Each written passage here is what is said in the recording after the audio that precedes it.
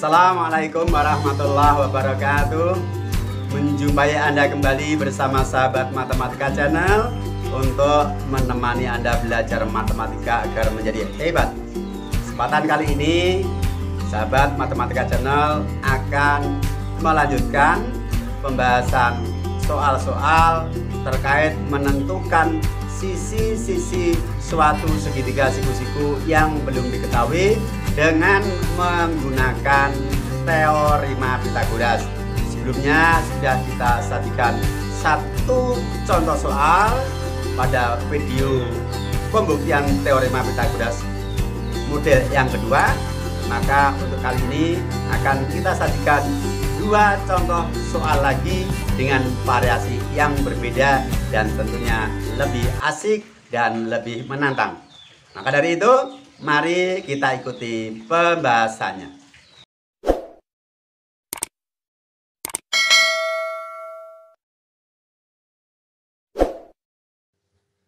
Contoh nomor 2. Perhatikan gambar segitiga siku-siku berikut. Segitiga ABC, AB 17, BC 8, dan AC adalah X. Tentukan nilai X. Nah, mari kita identifikasi mana sisi miringnya. Sisi miring adalah sisi yang posisinya berada di depan sudut siku-siku. Pada soal sudah dikatakan bahwa segitiga pada gambar adalah segitiga siku-siku, maka sekalipun tidak ada tanda siku-siku, kita bisa menentukan sudut yang mana yang siku-siku. Tentu sudut yang terbesar. Dalam hal ini adalah sudut C. Kalau C sebagai sudut siku-siku, maka sisi miringnya adalah sisi yang di depan sudut C, yaitu sisi AB. Yang ditanyakan X adalah sisi AC, artinya X merupakan salah satu ukuran dari sisi siku-siku segitiga ABC. Maka penyelesaiannya, karena X merupakan sisi siku-siku, maka rumusnya bukan dijumlahkan, akan tetapi X kuadrat sama dengan kuadrat sisi miring dikurangi kuadrat sisi siku-siku yang lain. 17 kuadrat, kuadrat sisi miring dikurangi 8 kuadrat, salah satu dari ukuran sisi siku-siku yang diketahui. Kemudian kita hitung, E kuadrat sama dengan 289 dikurangi 64. E kuadrat sama dengan 225, maka X adalah akar kuadrat dari 225, yaitu 15. Jadi nilai X pada segitiga siku-siku dalam gambar adalah 15. Jadi kalau mencari salah satu dari ukuran sisi siku-siku, rumus dari Pythagoras itu kita rubah menjadi kuadrat sisi siku-siku yang kita cari sama dengan kuadrat sisi miring dikurangi kuadrat sisi siku-siku yang lain. Tidak pakai satuan ya, karena soal pada gambar ini memang nilai-nilai dari ukuran sisinya tidak diberi satuan. Baik, kita lanjutkan untuk contoh yang ketiga. Nah, ini perhatikan. Ini sudah gabungan dari dua buah segitiga siku-siku seperti tampak pada gambar. Kita diminta untuk menentukan panjang sisi BD.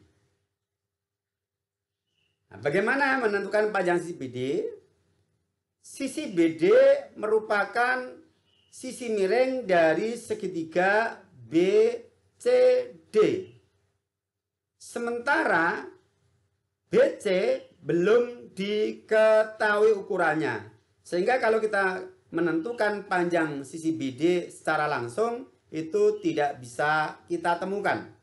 Untuk itu kita harus mencari sisi BC yang belum diketahui ini. Bagaimana kita bisa menentukan sisi BC? Kita lihat segitiga ABC, dia merupakan segitiga siku-siku yang sudut siku-sikunya di A. Dengan demikian, sisi BC, bila dia kita pandang sebagai sisi dari segitiga siku-siku ABC, BC merupakan sisi miring. Maka kita hitung dulu panjang BC.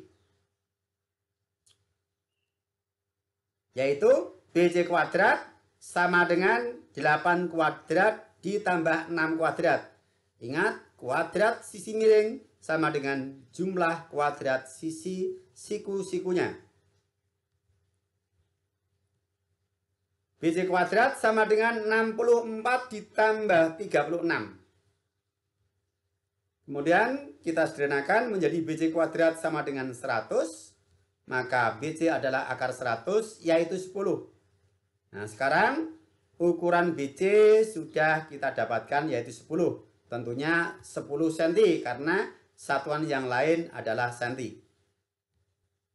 Tetapi di sini satuan tidak saya tulis karena BC ini bukan nilai yang ditanyakan dalam soal.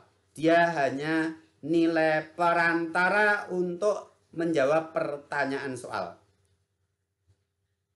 Kita lanjutkan.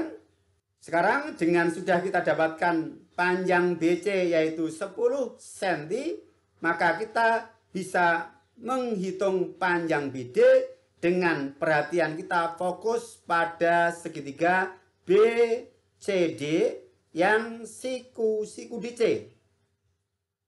Akibatnya BC merupakan sisi miring dari segitiga BCD.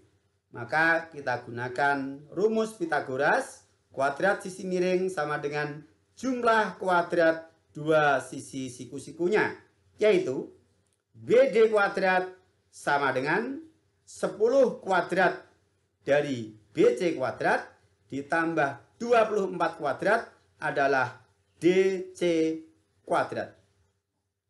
Kita hitung, BD kuadrat sama dengan 100 ditambah 576. BD kuadrat sama dengan 676. Dengan demikian BD adalah akar dari 676 yaitu 26.